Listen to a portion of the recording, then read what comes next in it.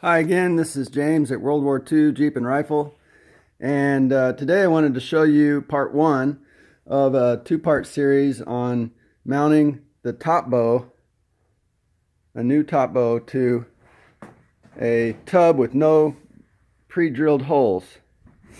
The first thing that you do when you're excited like me is you go out and you find the top bow and the mounting hardware from a place like Pete DeBella's or Kaiser Willys or some of the others, and some of them don't provide mounting instructions. Some of them do. You need to find out beforehand, and one resource you'll probably come across if you scour enough is jeepdraw.com.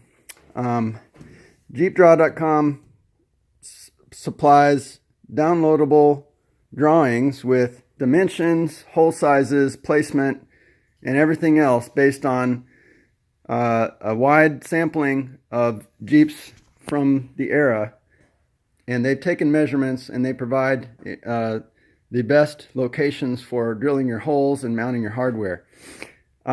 It's for a very small charge, very affordable, but in order to support the Jeep Draw ongoing availability of these drawings to the community, I'm not going to tell you what the dimensions are, but I will tell you that they will show you exactly how to locate the hardware for your top bow based on measurements from the dash back, from the top of the tub down, in relation to other holes, etc.